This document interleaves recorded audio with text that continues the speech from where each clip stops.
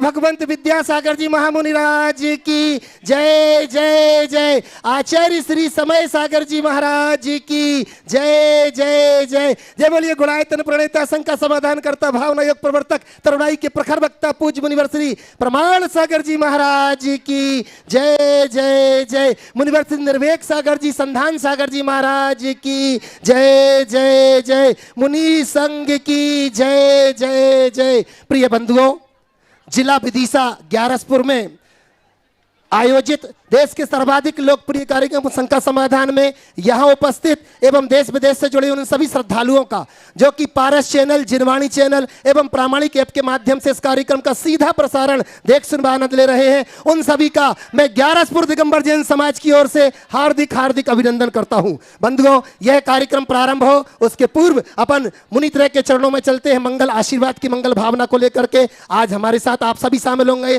पूरे मुनि संघ के चरणों में वंदन करने के लिए। भो स्वामी नमोस्तु नमोस्तु नमोस्तु। बंधुओं, निवेदन कर रहे हैं, आज लगभग 16 किलोमीटर का प्रातःकाल बिहार करके पूज्य श्री 17 किलोमीटर का बिहार करके ग्यारसपुर पहुंचे हैं और कल प्रातःकाल फिर यहां से यह बिहार चल रहा है विदिशा की ओर, जहां आप सबको विदित है कि आगामी 3 तारीख से 8 तारीख तक विशाल पंच कल्याणक प्रतिष्ठा महोत्सव होना है पूज्य श्री के सानिध्य में, जिसमें आप सभी शामिल होंगे। मैं चल रहा हूं और निवेदन करता हूं पूज्य श्री संधान सागर जी महाराज के चरणों की वंदना करते हुए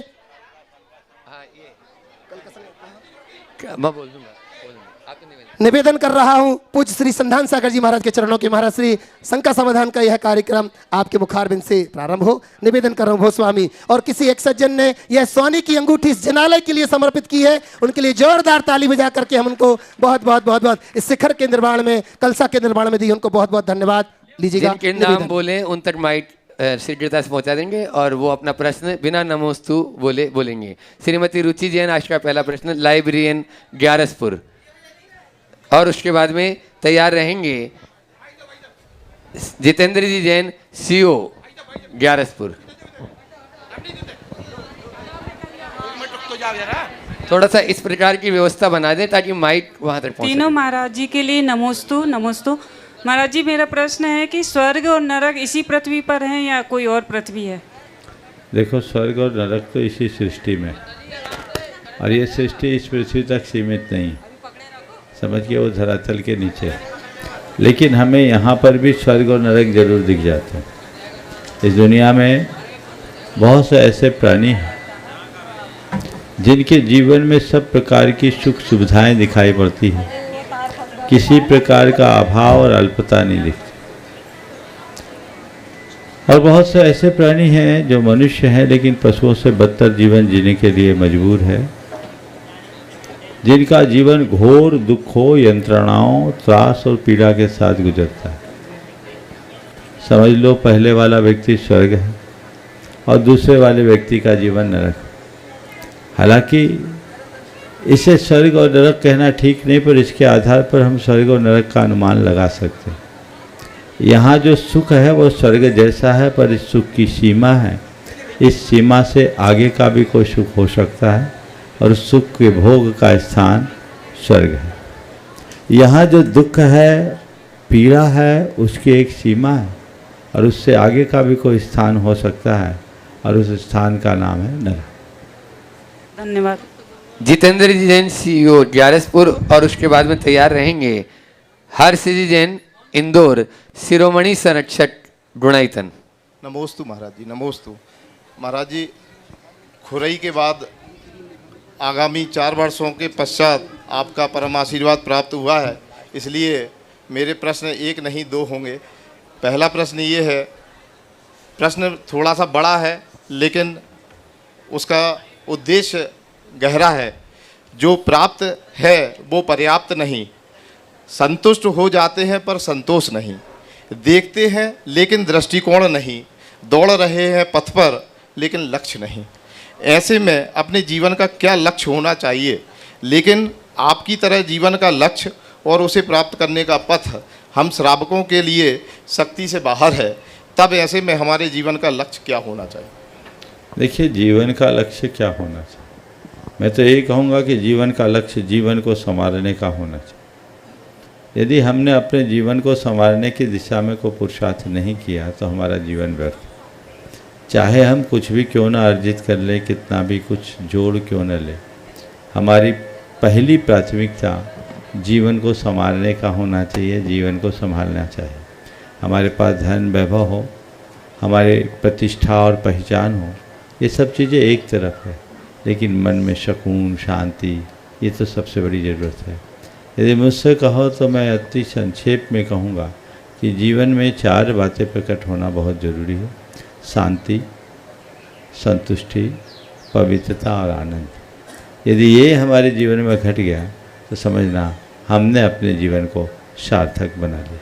महाराज जी एक प्रश्न और है। हाँ पूछो।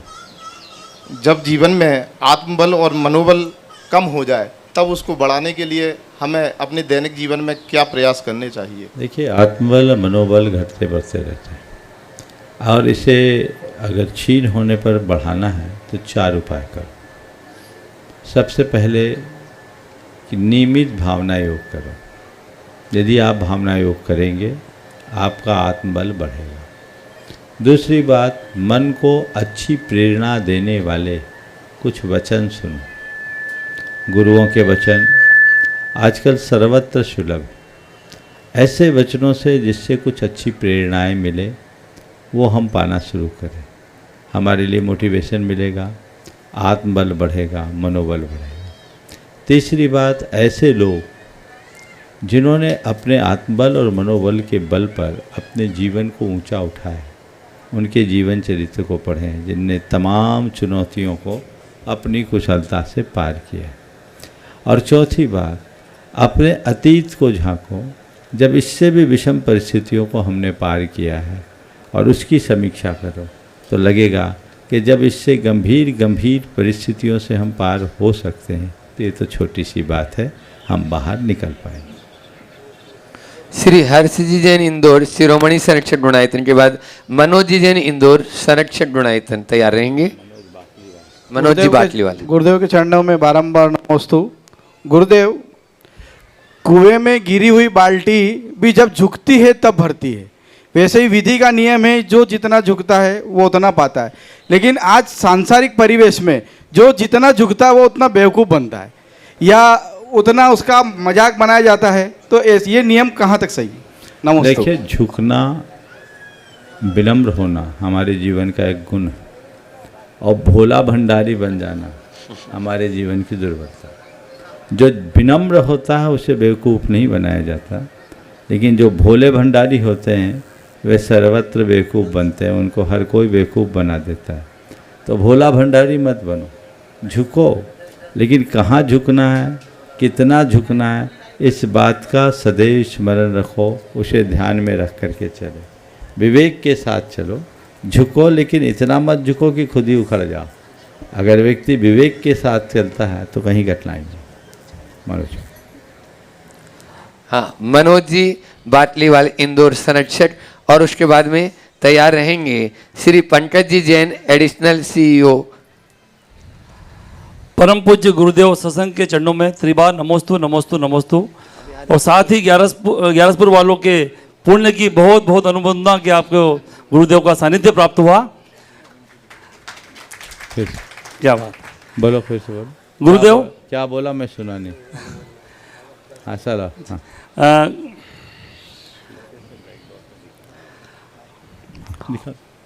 बोलो। गुरुदेव, परिवार में घटती संख्या और साथ ही बढ़ते दुख।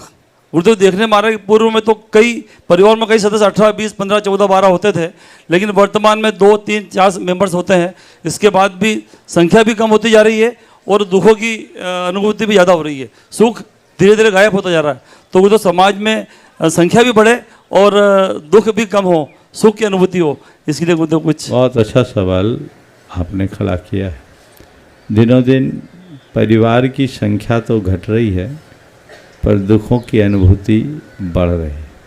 पहले परिवार की संख्या बड़ी होती थी और सुख भी बड़ा होता था। आपने पूछा है इसमें क्या दृष्टिकोण। मैं तो मानता हूँ परिवार के दुख का सबसे बड़ा कारण यही है कि परिवार छोटा हो रहा है। मनुष्य तब तक सुखी नहीं होता जब तक उसके हृदय में प्रेम, परस्परता, आत्मीयता और सहजीवन जैसे उदात्त जीवन मूल्य विकसित नहीं होते। दिनों दिन ये गुण क्षीण होते जा रहे। मनुष्य संवेदनहीन होता जा रहा है। क्षीण होती हुई संवेदना ने मनुष्य को उसकी सोच को अत्यंत संकीर्ण और मनोवृत्ति को अनुदार बना दिया। ऐसी स्थिति में सुख शांति मिलेगी कहाँ? सुख शांति क्षीण होगी। अब हर व्यक्ति आत्मकेंद्रित होकर के जीना शुरू कर दिया। हमारा जीवन में व्यक्ति का स्थान पदार्थ ने ले लिया, और जब हम व्यक्ति की जगह पदार्थों को महत्व देने लगेंगे तब फिर हम व्यक्तियों का उपयोग भी पदार्थ की तरह करने लगे। तो आदमी को अब चीज़ों की तरह यूज किया जाने लगा, और यूज एंड थ्रो जैसे परंपरा दिनों दिन विकसित होने लगी। ये हमारे दुखों का कारण है। हम संवेदनशील बने और बड़े संजीदगी के साथ अपना जीवन जिए, तो हमारे जीवन में सुख भी होगा, साथ भी बढ़ेगा। और यदि ये नहीं हुआ तो ये कहानी दिनों दिन और बिगड़े। नमोस्तु गुरुदेव। एडिशनल सीईओ पंकज जी जैन सागर जिला पंचायत विदिशा के बाद में प्रकाश जी जैन सूटी सिमनिया भोपाल जो ट्रस्टी हैं गुणाईतन के, तैयार रहेंगे। नमस्ते गुरुवर। मेरा प्रश्न महाराज जी से यह है कि शासकीय सेवा के दौरान कई कार्य ऐसे करने पड़ते हैं जिनमें हिंसा होती है। मछली पालन के पट्टे देना, कई बार आपका लाख के प्रोडक्शन करना, बर्मी कंपोस्ट, तो उसमें मन बड़ा कचोटता है कि ये काम नहीं करना चाहिए, प्रोत्साहन नहीं देना चाहिए। तो ऐसे में क्या हम हिंसा के भागीदार हैं, और यदि हैं तो हम उस पर कैसे अवॉइड कर सकें, इससे बच सकें? देखो, आप जैसे सभी अधिकारियों के सामने ये समस्या आती, पर मेरे संपर्क में बहुत सारे ऐसे अधिकारी हैं जिनने अपनी कुशलता से इस समस्या का हल निकाला है, और मैं समझता हूँ इसमें आप लोग माहिर हैं। कई काम किए जाते हैं और कई काम में टरकाया जाता है, तो थोड़ा बहुत पाप से बचने के लिए चीज़ों को टरका देने में कोई हानि नहीं है। यथासंभव कोशिश करो कि ऐसे चीज़ों को हम अपनी कलम से सेंसर ना करें, ताकि तत्संबंधी पाप से बच सकें। प्रकाश जी जैन सूटी सिमनिया ट्रस्टी गुणाईतन के बाद में तैयार रहेंगे श्रीमती महिमा जैन विदिशा। नमोस्तु नमोस्तु नमोस्तु महाराज जी। मेरे बेटे का प्रश्न है, हम सवेरे इत्यादि में जाते हैं तो सब कुछ अच्छा लगता है, और जब हम वहाँ क्रोध भी कम हो जाता है, और जब वापस आते हैं तो वैसा कुछ नहीं लगता। तो इसका क्या समाधान? ऐसा है, कल मैंने इसका उत्तर दिया। अच्छा, कर दिया। आप लोग पत्थर या मिट्टी जैसे बने हुए, रुई जैसे बनो तो पूरा पानी भर करके लाओगे और अपने जीवन को आगे बढ़ा पाओ। नमस्ते महाराज। नमस्ते। श्रीमती महिमा जैन विदिशा के बाद में तैयार रहेंगे यहाँ की जो टीआई है ग्यारसपुर की सीमा जी राय। नमस्ते गुरुदेव। अभी तक तो लोग श्री जी का अभिषेक करने के लिए गाड़ी से धोती दुपट्टे पहन के आते थे, अब तो कुछ कुछ जगह चप्पल पहन के भी आने लगे महाराज श्री, गाड़ी से धोती दुपट्टे पहन के। आज से कुछ दिन पूर्व महाराज श्री ने सवाल उठाया था, मैंने मार्गदर्शन दिया। ये सर्वथा अनुचित है, ऐसा नहीं होना चाहिए। ये एक प्रकार की असाधना है, इस प्रमाद से बचना चाहिए। सीमा जी राय टीआई ग्यारसपुर, और उसके बाद में तैयार रहेंगे नवीन भैया जी जो बरेली से अपने बीच में है, योगाचार्य नवीन जी। पूजनीय गुरुदेव, हमारे तीनों गुरुदेव को मेरे थाना परिवार की ओर से कोटि कोटि चरण वंदन नमन। मेरे थाना क्षेत्र की जनता की तरफ से मैं आपसे कोटि कोटि नमन गुरुदेव। मेरा एक प्रश्न है कि हमारे प्रोफेशन में कई बार सत्य और असत्य को जानना बड़ा मुश्किल हो जाता है। आप ऐसा हमें मार्गदर्शन दीजिए कि हमारे से कभी किसी का अनर्थ ना हो, हमारी कलम से अनर्थ ना हो, हमारी जनता का विश्वास पुलिस पे बने रहे और हम निरंतर सेवा करते रहें आपके मार्गदर्शन में गुरुदेव। ऐसा हमें मार्गदर्शन बहुत बहुत आशीर्वाद। और आप जैसे अधिकारी यदि इस भाव के साथ काम करेंगे तो मुझे पूरा भरोसा है वो अनर्थ से बचे रहेंगे, क्योंकि जो आपका दायित्व है और जिस प्रोफेशन से आप जुड़े हैं उसमें ये सब चीज़ें होना स्वाभाविक है। लेकिन उसके बाद भी अगर व्यक्ति का हृदय संवेदनशील है और पाप भीरू है तो वो इन चीज़ों को बहुत अंशों में टाल सकता है। हमें ये प्रयास करना है कि हम अपने से ऐसा कुछ भी ना होने दें जो अनर्थकारी। धन्यवाद गुरुजी। नवीन जी योगाचार्य बरेली से, और उसके बाद में तैयार रहेंगे अपने बीच में आज इस सभा में श्रीमान चंद्रशेखर जी अपनी धर्मपत्नी अनीता जी के साथ में यहाँ विदिशा से यहाँ पर उपस्थित हैं और वे अपना प्रश्न रखेंगे जो गुणायतन जो बन रहा है तो है इस मंदिर के आप प्रत्येक पूज्य महाराज श्री जी की अनन्य भक्त हैं और जहाँ पर भी मंदिर बनते हैं और गुणायतन और यहाँ के मंदिर का भी जैसा पूज्य महाराज श्री जी बता रहे हैं, चंद्रशेखर जी उसमें बहुत ही अपना योगदान भी देते हैं और वे सपना भी देखते हैं, तो इन्हीं मंदिरों के ही आर्किटेक्ट का सपना ऐसा देखते हैं। चलिए उसके बाद में हमारे योगाचार्य जी। नमोस्तु महाराज श्री मासी माँ का नमोस्तु करते हुए, पिछले वर्ष आपके सानिध्य मिला था लाइव विश्व योग दिवस का, तो इस बार आपके सानिध्य में ही भावना योग पूरी दुनिया के लिए एक संदेश हो, उसी के साथ महाराज जुड़ा हुआ प्रश्न है। आज लगभग जो सर्वे आया है 130 करोड़ लोग हाइपरटेंशन से परेशान है पूरी दुनिया में, जो सर्वे आया है। और दूसरा, अभी एक युवा की मौत 7 तारीख को युवा जैन समाज के सभ्य परिवार का युवा लगभग 20 साल का ख़त्म हुआ। 2 दिन बाद एक लड़की ख़त्म हुई। और जो सर्वे आया लगभग 20,000 लोग इस 4 महीने में अटैक के शिकार हुए युवा। भोपाल की, मध्य प्रदेश की खबर है। और मासिक खबर ये है कि जो लाइफ स्टाइल है जो युवाओं की वो चेंज हो रही है। और जो साइकोलॉजिकल जो सर्वे आ रहा है कि भारत के युवा जो सुबह उठते थे अब देर रात तक सो रहे हैं क्योंकि काम ऐसे कर रहे हैं विदेश के कि रात भर जगना पड़ रहा है और उनका पूरा घड़ी दिनचर्या की वो बदल चुकी है। तो भावना योग के माध्यम से कैसे दिनचर्या सही हो, सब स्वस्थ हो और पूरे देश में इसके माध्यम से जैन धर्म की प्रभाव हो। नमोस्तु महाराज। देखिए, आपने जो बात अभी उपस्थित की वो बहुत ही ज्वलंत है और आए दिन अवसाद, चिंता और तनाव के शिकार लोगों की संख्या बढ़ते जा रही है। और इन सब का मूल कारण बिगड़ी हुई जीवन शैली।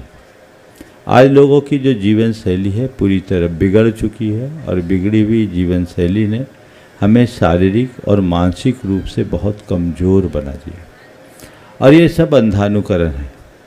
बहुत सारे लोग तो काम की वजह से और बहुत सारे लोग गजट्स की वजह से वो बिना काम के व्यस्त रहते हैं, रात भर रील को स्क्रॉल करते रहते हैं, सोशल मीडिया में एक्टिव होते रहते हैं और अनावश्यक कार्यों में अपना जी उलझा के रखते हैं। इससे उनका समय और शक्ति व्यर्थ हो जाती है। 2-2 बजे तक जो रात में रहेंगे सोशल मीडिया में एक्टिव, वो 8 बजे 9 बजे के पहले उठेंगे कैसे? जबकि हमारी संस्कृति सूर्योदय के पूर्व उठने की थी।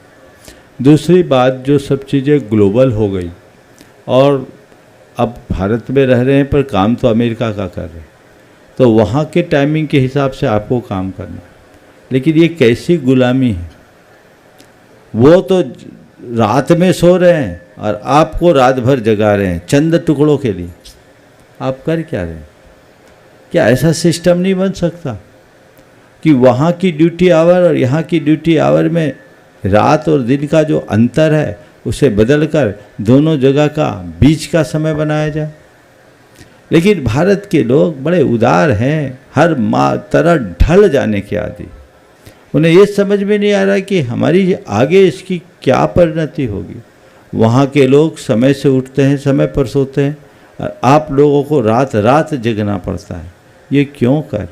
अपनी जीविकापार्जन के लिए अगर व्यक्ति को इस तरह का कार्य करना पड़े तो वो उसकी मजबूरी हो तभी करना चाहिए। क्यों ना ऐसा प्रयास किया जाए। ये तो सब पढ़े लिखे लोगों का तबका है जो रात के 8-9 बजे के बाद से पूरी रात काम होता है, उसकी जगह शाम 5 बजे से रात के 10-11 बजे तक काम क्यों नहीं हो सकता? ये काम भी तो बदला जा सकता है। उनके हिसाब से करे सुबह 5 बजे से 10-11 बजे तक क्यों नहीं हो सकता?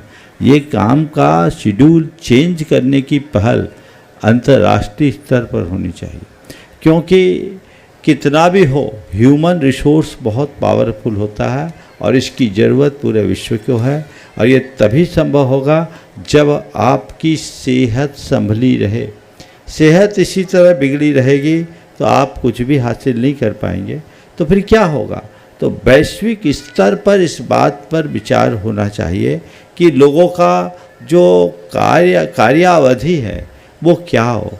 24/7 में आप लोगों को जोत रहे हैं, वो कोलू का बैल बन करके चल रहे हैं।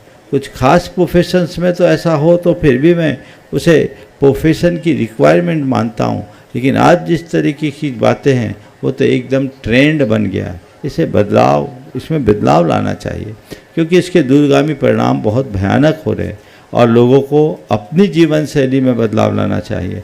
तुम्हारा जीवन ही नहीं बचेगा तो तुम क्या करोगे, और यदि कदाचित जीवन बच भी गया और बीमार रहोगे, अशक्त रहोगे तो क्या होगा।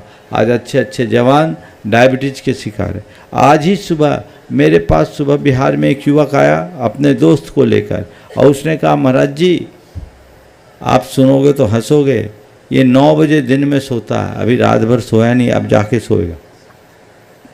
उसके सोने का टाइम 9 बजे सुबह है और पूरे दिन सोएगा। अब बताओ 25-26 साल का जवान छोरा जिसको इतना मूल्यवान दिन मिला वो सो के बिता देगा तो अपने जीवन में क्या करेगा, कुछ भी नहीं करेगा, वो तो अकर्मण्यता की मूर्ति बन जाएगा।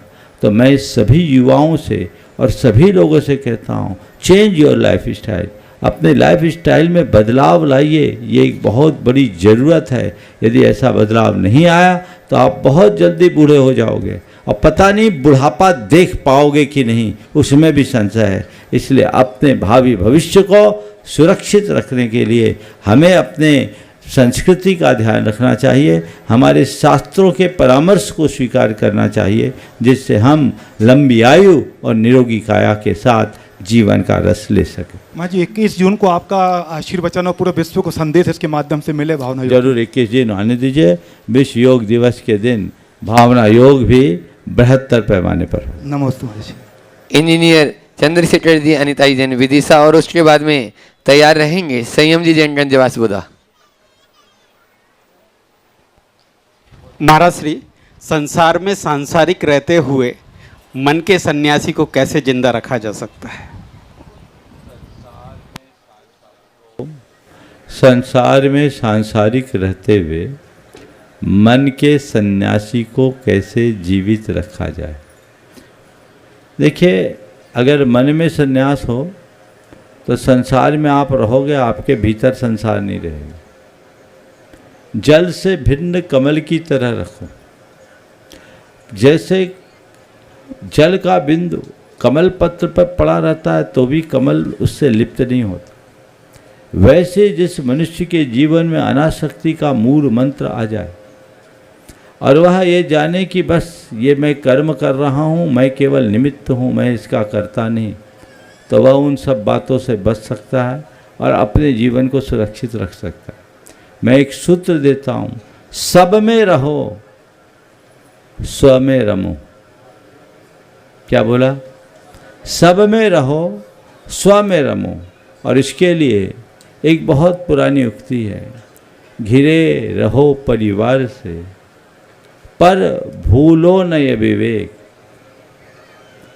आया एक का एक था अंत एक का एक। बस मैं कौन हूँ और मेरा क्या है, ये समझ अपने मन में विकसित कर ले तो ये कठिनाई दूर हो जाए। नमोस्तु महाराज। संयम जी जैन गंज वासुदा, और उसके बाद में तैयार रहेगी बिहार की पूरी टीम, जिसमें प्रश्न पूछेंगे आज अभिजी जैन मालथोन। नमोस्तु महर्षि। महर्षि, जैसे पंचकल्याणक में सूर्य मंत्र से मूर्ति पूज्य बन जाती है, तो उसी प्रकार सूर्य मंत्र की आराधना भी होती होगी क्या?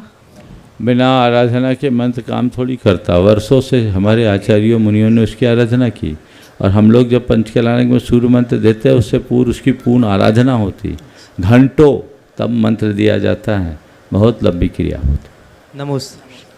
हाँ, आप लोग जोरदार तालियां बजा दो। ये पूरी टीम, बिहार की टीम आप देख रहे हैं, ये सभी लोग बहुत ही उत्साह के साथ में अपने परिवार का, सबका मोह छोड़ते हुए यहाँ पूज्य गुरुवर के चरणों में यहाँ रहकर अपना यहाँ बहुत ही पुण्य लूट रहे हैं। और उसके साथ में भोजनशाला की टीम भी तैयार रहेगी, जो सामने मैं देख रहा हूँ वह भी। नमोस्तु गुरुदेव। गुरुदेव, हम जैसे युवा गुरु भक्ति से कैसे जुड़े और युवाओं को गुरु भक्ति से जुड़ने के लिए क्या प्रयत्न करें? बहुत अच्छा सवाल। हम जैसे युवा गुरु भक्ति से कैसे जुड़ें और युवाओं को गुरु भक्ति से जोड़ने के लिए क्या प्रेरित करें, क्या प्रयत्न करें। देखो, युवाओं को गुरुओं से तो जुड़ना ही चाहिए, और जो युवा गुरुओं से युवावस्था में जुड़ जाता है उसका संपूर्ण जीवन सुरक्षित हो जाता है। गुरुओं के निकट जाओ, उनके संसर्ग में कुछ दिन रहो, उनके वचनों को सुनो, उनकी चर्या और क्रिया को देखो। तुम्हारे मन में एक अमूर्त आकर्षण होगा और थोड़े ही दिन में तुम इतना खिंचे चले जाओगे मानो ऐसा लगेगा कि तुम उन्हीं के हो गए। केवल भीड़ का हिस्सा बनना नहीं, भावों से नैकट्य होना चाहिए, और उसमें सबसे बड़ा निमित्त बनता है गुरु के वचन। मोक्ष मार्ग में गुरु वचन को उपकरण कहा। तो किसी भी गुरु के संपर्क में आना चाहते हो, संसर्ग में आना चाहते हो, तो उनके वचनों को सुनो, और उनके वचनों को चाहे वो प्रवचन के माध्यम से हो या अन्य स्वाध्याय आदि के माध्यम, उसे उनका प्रवचन या क्लास न मानो, उसे मेरे लिए मेरे गुरु का दिया हुआ मार्गदर्शन मानो, खिंचाव है। दूसरा, जो युवा जुड़े हुए वे अपने आचार और व्यवहार के परिवर्तन से अपने भीतर इतना आकर्षण उत्पन्न करें कि उन्हें देखकर दूसरे लोग प्रेरित हों कि अरे वाह, ये गुरु से जुड़कर कितना बदला, कितना अच्छा इसका जीवन है, मैं भी इसका अनुसरण करूं, और वो तुमसे कह बैठे कि हमें भी एक बार ले चलो। तीसरी बात, जो जुड़े हुए हैं उनकी जिम्मेदारी बनती है कि यहाँ जुड़ कर के जो आनंद तुम ले रहे हो ना, अपने दोस्तों को भी बोलो 2 दिन आकर के तो देखो कितना आनंद होता है। हम महीना भर से हैं, हम 2 महीना से हैं, कितना आनंद आ रहा है। सब दुकान धंधा घर परिवार भूल जाते हैं, सब सुख त्याग के यहाँ बैठो। यहाँ क्या मिल रहा है? मिल गया सो खा लिए और पा गए सो सो गए, इतना ही है ना। लेकिन आनंद है। घर के सारे सुख वैभव को त्याग कर ये लोग, ये पूरी टीम आप देख रहे, समय समय पर 8-10 तो बने ही रहते स्थायी, और महीनों महीनों अपनी सेवाएं, अपने कारोबार आदि को त्याग कर देना कोई साधारण बात। लेकिन इसका जो आनंद है, इस आनंद का रस लोगों तक पहुंचाओ, उनको प्रेरणा दो। आओ, 1 दिन के लिए आओ, 2 दिन के लिए आओ, और आए तो उनका परिचय कराओ, उनको निकट लाओ, उनको प्रेरणा मिले, प्रोत्साहन मिले, तो उनका भी जुड़ाव होगा, और जिनका जुड़ाव होगा उनमें बदलाव अवश्य होगा।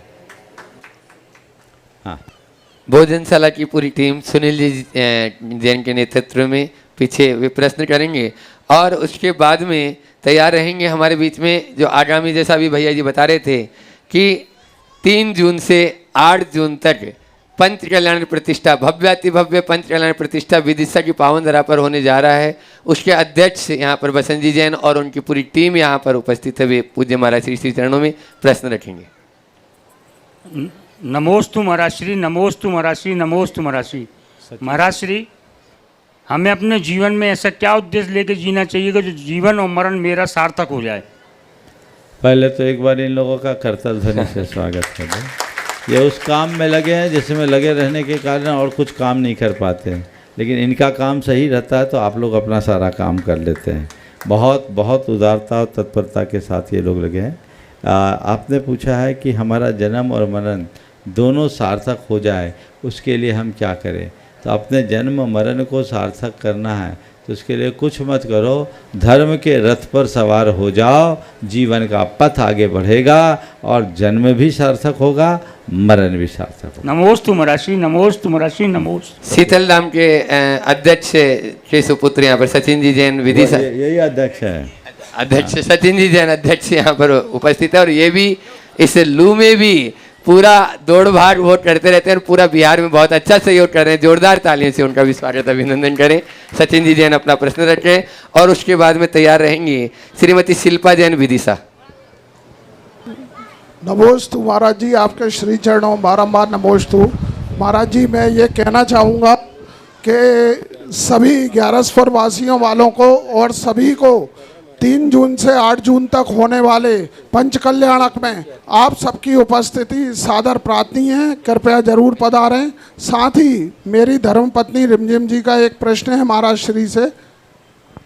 मेरा प्रश्न ये है महाराज श्री कि आजकल जो जीवन शैली है इसमें हमारे सबको कुछ कुछ विटामिनों की कमी हो जाती है, लेकिन जितने भी विटामिन मल्टीविटामिन आते हैं वो सब या तो नॉनवेज होते हैं या फिर उनके ऊपर कोटिंग होती है जिलेटिन की, जो कि नॉनवेज होती है और उसमें मेंशन नहीं होता कि ये नॉनवेज है।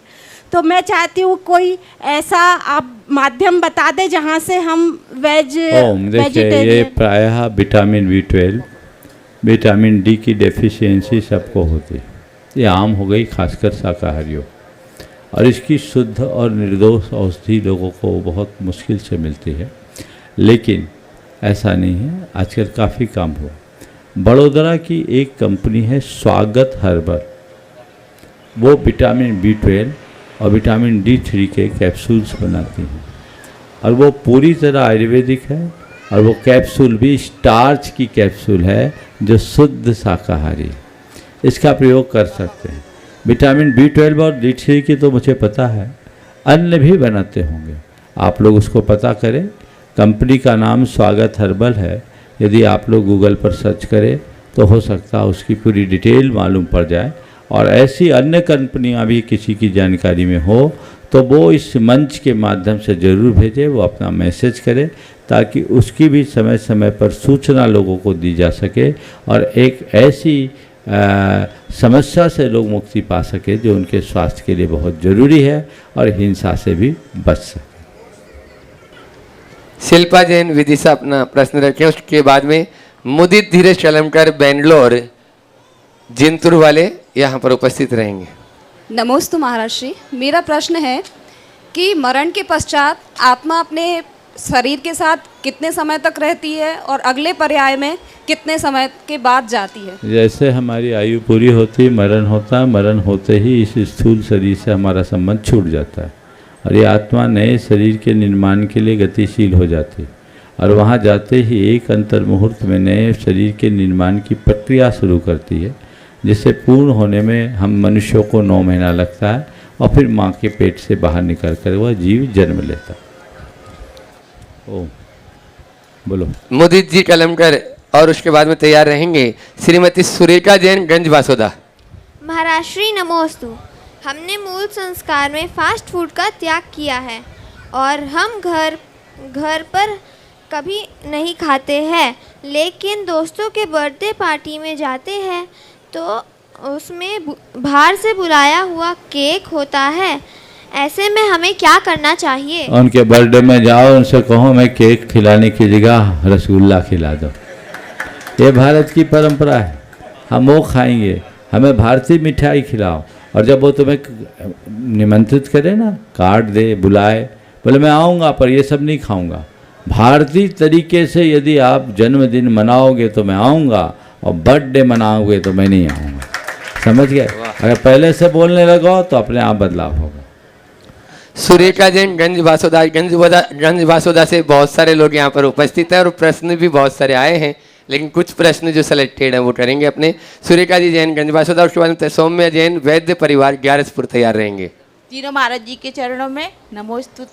आज के परिवेश में सास और बहू के बीच इतनी दूरियां बढ़ती जा रही हैं कि संयुक्त परिवार में रहते हुए भी सामंजस्य कैसे बिठाएं इन दूरियों को कम करने के लिए?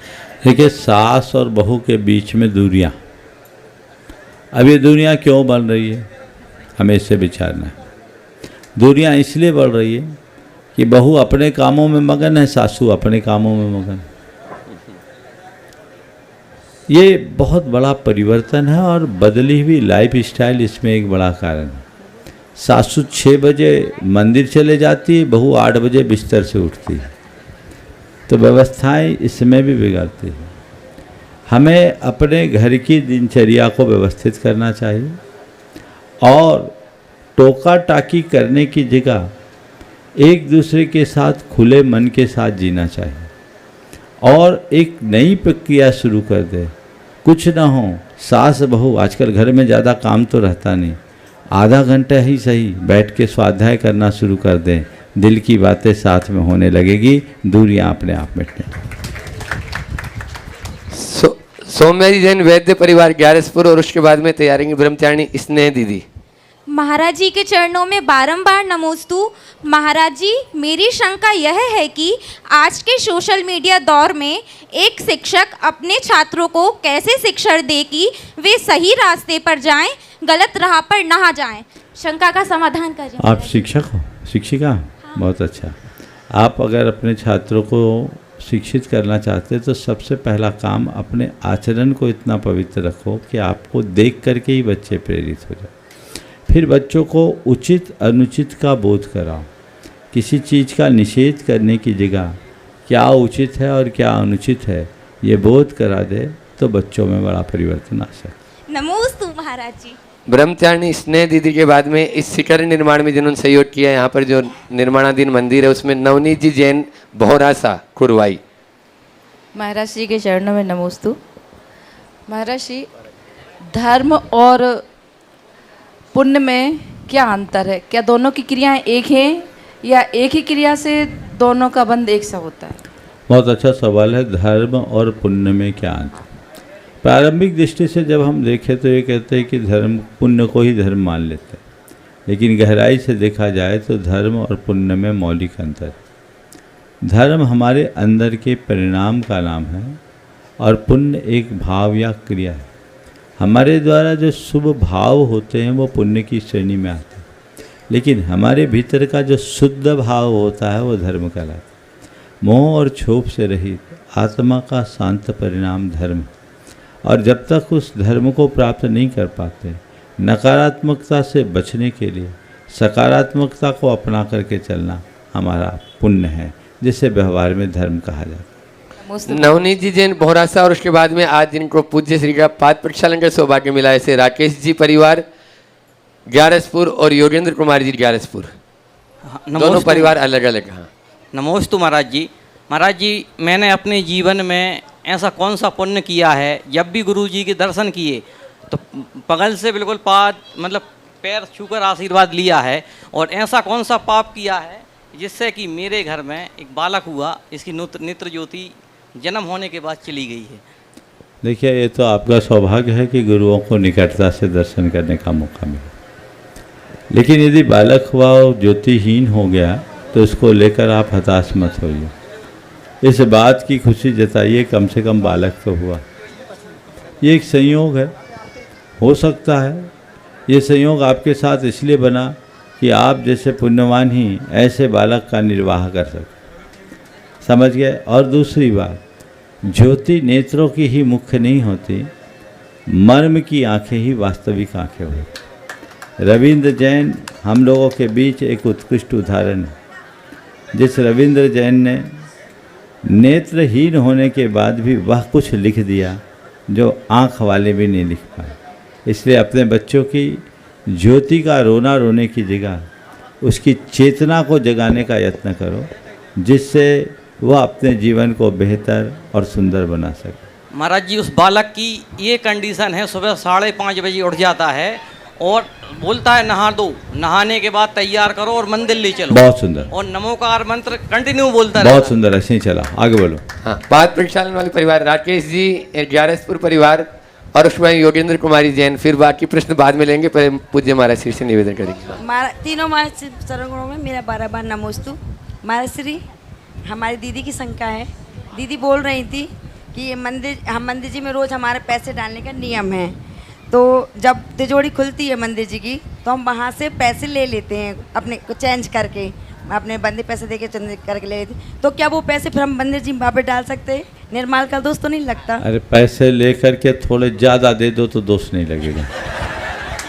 चेंज का भी कुछ चार्ज तो देना पड़ेगा, थोड़ा और दे दो। बाकी पैसे तो बाजार में घूमेंगे ही ना, कम दोगे तो दोष लगेगा। चलो, नमस्ते। योगेंद्र जी ग्यारह। हाँ, पूरे परिवार की तरफ से हम नमस्ते महाराज जी। ओम। हाँ, योगेंद्र आशीर्वाद चाहते हैं। ओम। हाँ, महाराज श्री के चरणों में नमोस्तु नमोस्तु नमोस्तु।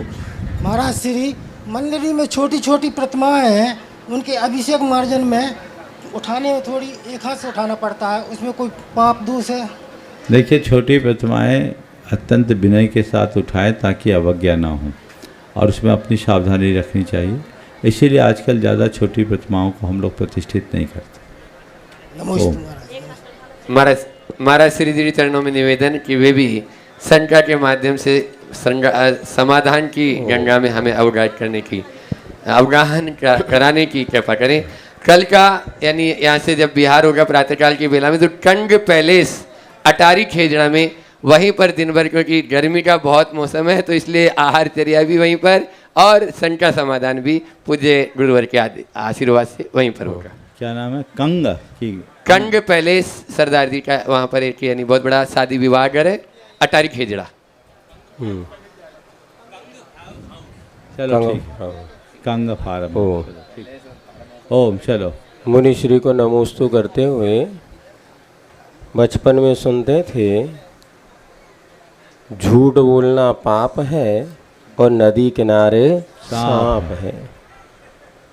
झूठ बोलना इतना बड़ा पाप माना जाता था कि बच्चे झूठ बोलने से या बड़े लोग भी डरते थे, किंतु युग बदला और मोबाइल का युग आया और सबसे ज़्यादा झूठ बोलने के लिए कोई प्रेरित करता है तो ऐसे समय में झूठ बोलने का क्या दुष्परिणाम हो सकता है ये लोग जानते ही नहीं। आपके मुख से झूठ बोलने का क्या दुष्परिणाम है लोगों को ज्ञात हो तो शायद झूठ बोलने की प्रवृत्ति में थोड़ी कमी आ सके। कृपया उचित मार्गदर्शन करें। आपने बोला झूठ बोलना पाप है, नदी किनारे सांप। अब तो ये हो गया कि झूठ बोलना माप है, वही हमारा बाप है। लोगों की सोच बदल गई, और ऐसी सोच जब चलेगी तो क्या कहानी बताई। वस्तुतः झूठे को कोई नहीं जानता, और केवल मुख से झूठ बोलना तो बहुत छोटी बात है, लोगों का व्यवहार भी झूठा हो गया। और ये प्रेरणा आप तो घर से ही देते। एक व्यक्ति घर में था, मकान मालिक पूछा तुम्हारे पिताजी कहाँ हैं? बोला देख के आता हूँ। वो अंदर गया, देखा पिताजी घर में थे। उसने पूछा पापा बाहर अंकल आए हैं मकान वाले, वो आपसे मिलना चाहते हैं, क्या बोलूँ? बोले कह दो पापा घर में नहीं। बेटा बाहर आया और कहा पापा हैं तो घर में, पर कह रहे हैं कह दो घर में नहीं। पापा है तो घर में, कह दो घर में नहीं है। ये बात उसने आके कही, और ये जैसे उसने कही तो वो आदमी अंदर गया। बोला तुम थे घर में, और कह दिया अब घर में नहीं है। बोले क्या बताऊं, बच्चे ने मुझे झूठा साबित कर दिया। बोले भैया तुमने बच्चे को झूठा साबित, बच्चे ने तुम्हें झूठा साबित किया या तुमने बच्चे को झूठ सिखाया, तुम्हें तय करना है कौन किसको झूठा साबित कर। सोचने की बात ये है कि हम अपने व्यवहार से सीख क्या दे रहे। बातें सच की होती है, व्यवहार पूरी तरह झूठा बन रहा है। और जब तक हम झूठ को इस तरीके से प्रश्रय देते रहेंगे, झूठ का ही साम्राज्य बढ़ेगा। हमें अपने व्यवहार में सत्य को प्रतिष्ठापित करना चाहिए, और ये समझना चाहिए कि झूठ की उम्र नहीं होती, सत्य शाश्वत होता है। तो जहाँ तक बने हम अपने व्यवहार को सच्चा रखें, मुख से झूठ बोलने के अभ्यास से बचें, और यदि कदाचित निकले भी तो अपनी निंदा गढ़ा करके उसे सुधारने का प्रयत्न करें। महाराज जी ने पूछा झूठ बोलने का परिणाम क्या है? देखिए झूठ बोलने का परिणाम अगर शास्त्रों की दृष्टि से देखें तो नरक है, और व्यवहार की दृष्टि से देखें तो विश्वसनीयता का खंडन है। क्या है? जो झूठा है उस पर कोई विश्वास करता है क्या? सत्य पर, सच्चे पर विश्वास। लेकिन लोगों की स्थिति ऐसी है, एक कुम्हार था, उसका गधा बीमार था, उसे खेत से जंगल से मिट्टी लाना था। पड़ोसी के यहाँ गया, भैया थोड़े देर तुम अपना कुम्हार दे दो, अपना गधा दे दो, मैं मिट्टी ले आऊँ। बोले क्या बताऊँ, अभी अभी वो जंगल चरने चला गया, होता तो ज़रूर दे देता। अभी अभी जंगल चरने गया, होता तो ज़रूर दे देता। उसका वाक्य पूरा हुआ नहीं कि भीतर बंधा हुआ गधा जोर जोर से ढेंचू ढेंचू करना शुरू कर। बोले हद हो गया, तुम्हारा गधा भीतर बंधा रेख रहा है और तुम बोल रहे हो गधा जंगल चला गया। उसने कहा तुम भी कैसे बातें करते हो जी, आदमी की बात का भरोसा नहीं, जानवर की बात पर भरोसा करते हो। आदमी की बात का भरोसा नहीं, जानवर की बात का भरोसा करते हो। दरअसल यही होता है, जो झूठा होता है वो भरोसा खो देता है, उसकी विश्वसनीयता खत्म हो जाती है। एक बार झूठ की पोल खुलती है, व्यक्ति फिर हमेशा हमेशा के लिए झूठा ही बन जाता है। भले उसके बाद वो 100 सत्य की बात प्रस्तुत करे, लेकिन झूठ का लेबल लगने के बाद उस पर विश्वास करना बहुत मुश्किल होता है। इसलिए अपनी प्रामाणिकता और विश्वसनीयता को बनाए रखने के लिए हमें सत्य का अनुसरण करना चाहिए। भारती जैन शुभम की माँ ग्यारसपुर, और उसके बाद में रिमी समैया तैयार रहेंगे। स्थान का नाम क्यों नहीं लिखा? ओ शुभम बजाज की माँ है। हाँ बजाज, IPS। बोलो। नमस्ते। कहाँ है इनके पिताजी, कहाँ हैं? साथ में हो जाओ। हाँ ओम। हाँ बोलो। नमस्ते महाराज जी, आपकी अनुपम कृपा से शुभम बजाज का IPS में सिलेक्शन हो गया है। आप उस पर कृपा दृष्टि बना रहे हैं, उसके भविष्य के उज्जवल भविष्य के लिए कोई उपाय बताएं। बहुत सुंदर, एक बार जोरदार अभिनंदन कर दीजिए। इनका बेटा शुभम बजाज IPS बना और अभी पश्चिम बंगाल के कैडर में मुर्शिदाबाद में पदस्थ है। बहुत धार्मिक है और इसी तरह जो संस्कार उसको दिए वो पल्लवित होने दो और धर्म, समाज, संस्कृति की सेवा करते हुए राष्ट्र को आगे बढ़ाने में लगो। रिमी समैया ग्यारसपुर, और उसके बाद में तैयार रहेंगे पूर्णिमा नरेंद्र जैन। क्या हुआ? हाँ बहुत सुंदर, बहुत सुंदर। देखो माइक पहुंचाओ जल्दी से। रिमी समैया और उसके बाद में पूर्णिमा नरेंद्र जैन ग्यारसपुर तैयार रहे अपने स्थान पर। समय कम है, जल्दी करें। नमोस्तु नहीं बोलना है। ओ स्वाध्याय में रुचि कैसे बढ़ाएं, कर्म सिद्धांत पर सरल भाषा में कौन से शास्त्र का अध्ययन करें और हमारे द्वारा किए गए कर्मों की निर्जरा पर 4 प्रामाणिक बातों का बोध कराएं। स्वाध्याय में रुचि, एक में 3 सवाल है ना। स्वाध्याय में रुचि बढ़ाने के लिए ऐसे ग्रंथों को पढ़िए जो तुरंत समझ में आए। प्रथमान योग से उसकी शुरुआत कीजिए। प्रथमान योग से शुरू करें, पुराण ग्रंथों को पढ़ें।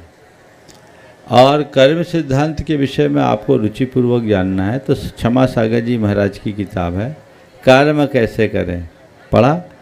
वो पढ़ लिया तो आपको बहुत इंटरेस्टिंग लगा होगा।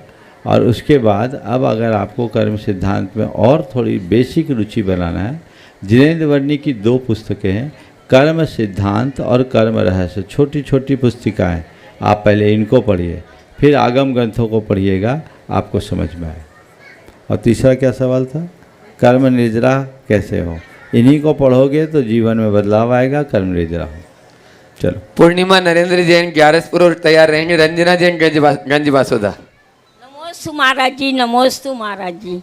ओहम का उच्चारण किस जगह और कितने समय पर किया जाना चाहिए? 2 दिन पहले ही उत्तर दिया है इसका बहन जी, 2 दिन पहले उत्तर दिया। दूसरा ओम 2 दिन पहले दिया। दूसरा सवाल करना। हाँ सोहम बोला कि ओम बोला?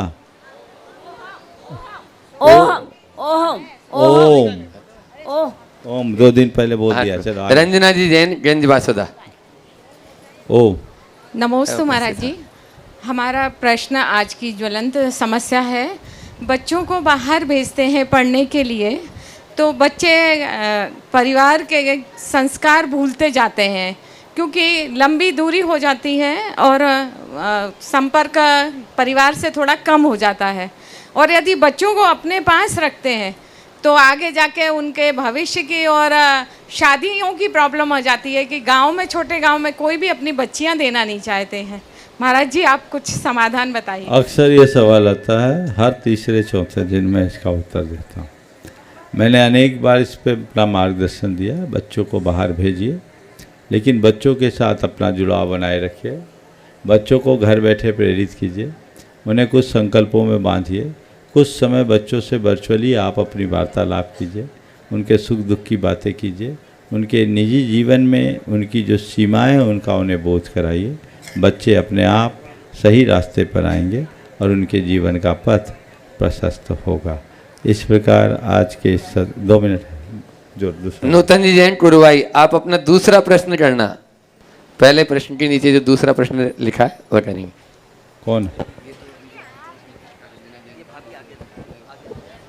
ओ, आपका भावना योग का अनुभव भी था क्या रंजना जी का? परिचित हमारे पास में रंजना जैन। आप इसके बाद बोलिएगा। श्री के चरणों में नमोस्तु।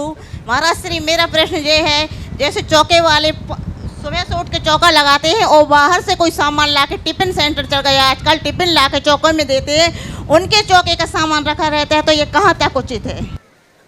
देखिए, टिफिन से नहीं आना चाहिए। साधुओं के स्वास्थ्य आदि को देखते हुए वैयावृत्ति की दृष्टि से अगर निर्बद्ध चीज़ें जो सक्रिय नहीं है वो लाए, लेकिन चौका के हिसाब से चौका को देखना चाहिए। चलिए। हाँ, भावना योग का अनुभव बता रही हैं रंजना जी जैन, गंज बासोदा। शीघ्रता से करें। नमोस्तु महाराज जी। कोविड के टाइम बहुत ज़्यादा अपनी जो लाइफ साइकिल थी बहुत चेंज हो गई थी मेरी। मैं पर्सनल एक्सपीरियंस बता रही हूँ। बट जब मैंने ये भावना योग का आपके मार्गदर्शन में ध्यान किया और उससे मेरी लाइफस्टाइल में बहुत ज़्यादा चेंजेस आए, उसके लिए महाराज जी नमोस्तु, एंड ऐसा आशीर्वाद आपका हमेशा सदैव बना रहे। नमोस्तु महाराज जी।